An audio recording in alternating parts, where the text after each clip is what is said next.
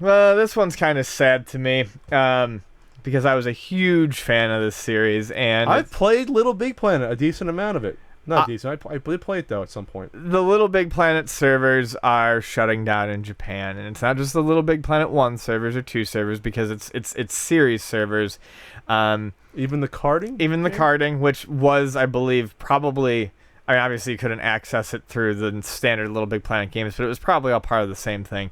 They're shutting them down in Japan. They will continue to be up in the U.S. and in Europe, but its time as a, central focus, I think, for Sony is over, which is a shame. I feel like I'm one of the only people who ever really, really enjoyed Little Big Planet, but I don't think it ever ended up doing what Sony really wanted it to do, especially after the second one. The third one certainly did not do great in sales. They thought it was gonna be like their breakout new like icon mascot, maybe. Yes, and it's That the little guy. third one wasn't even done by Media Molecule, the people who did the original, because they were doing something else. They were doing Tearaway for the Vita, I believe.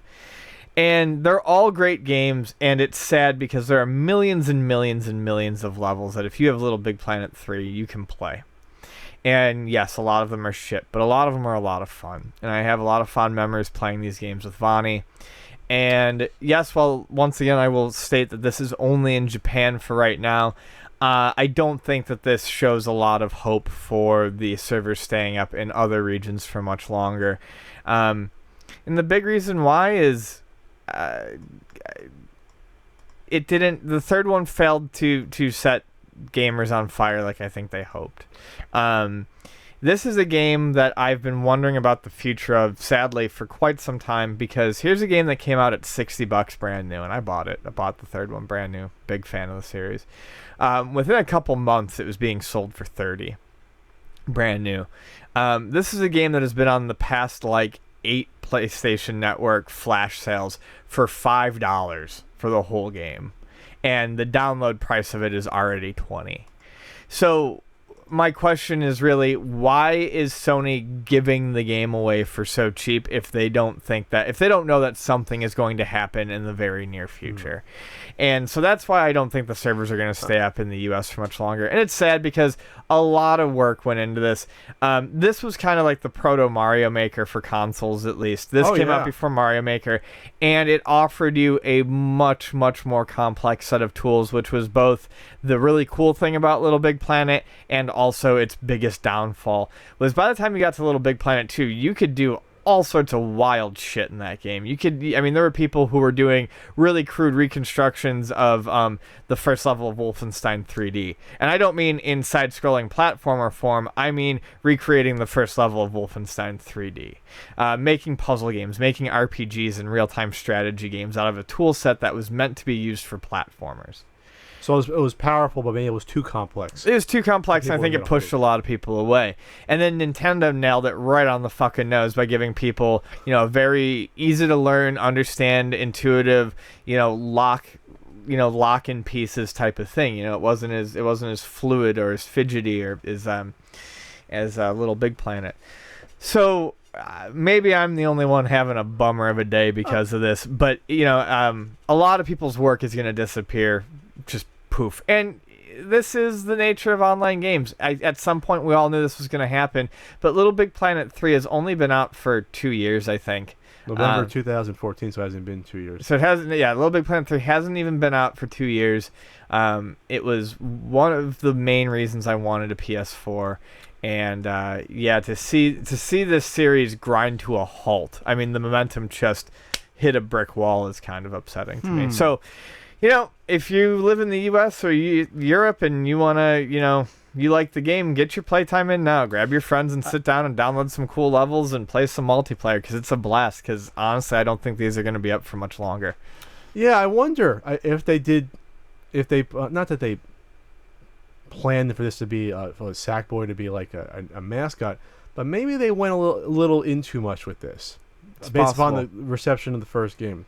Because I thought at first, wow, people are getting tired of this maybe, but it's not like a game came out every year like Call of Duty or every 2 years. This is every 3 years. Yeah. Little Big Planet was 2008. Big Planet 2 was 2011 and 2014 for 3. So 3 years in between isn't oversaturation. No. But then you have these 6 spin-off games. You have Little Big Planet on PSP, and then you have one on the PS Vita. You have the karting game, Prehistoric Moves, Run Sackboy Run, and Little Big Planet Hub. Maybe there was a little bit of oversaturation with all these other side titles. Well, the other problem is if I remember correctly, the Vita and the PSP ones could only pull from levels from certain games via the online world hub. Whereas if you had Little Big Planet 2, you could play people's levels from 2 and 1. If you had Little Big Planet 3, you could play people's levels from 3, 2, and 1.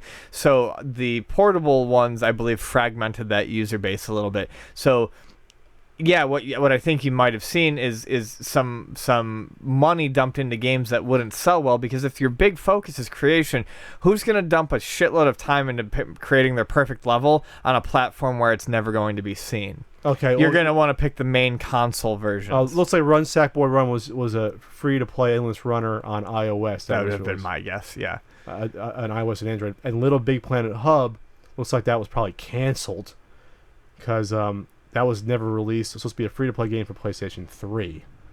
And as of August 2013, according to Wikipedia, there's been no further details about it coming out. So I think... Let's say that would have been feature weekly challenges, not found in other Little Big Planet games, downloadable content, allow players to create levels and play a curated selection of community levels. That sounds more like Mario Maker. So Mario Maker could have stolen the thunder before it came out. Like I said, it makes me sad. The first game came out to great reviews, but some mild criticisms in terms of like how its physics and stuff played out. A lot of people don't like the floaty physics and the jumping physics of Little Big Planet. I don't mind it at all. I didn't mind it. But I realized that it's not going to be something for everyone.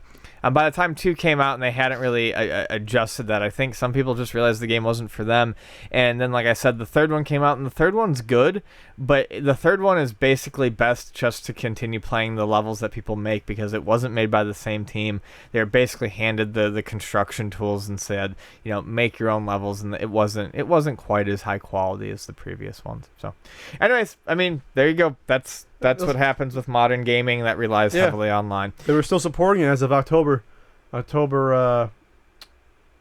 They released the Back to the Future pack with outfits and hoverboard and stuff, so they were still supporting it. God, that's a long time ago, though. Actually, now that I think about it, I mean, October. I mean, they used to put out costumes and things for this game on like a monthly, if not weekly basis. Well, I just searched. Came up. Maybe they're still doing it, but. Yeah, no, I doubt it. Like I said, if they're selling it for $5... I mean, let's put it this way. Was this mentioned at E3 at all by Sony? No. Well, I mean, I'm fairly certain Little Big Planet is all but done. Oh, poor little sack boy. We loved you. I really liked it.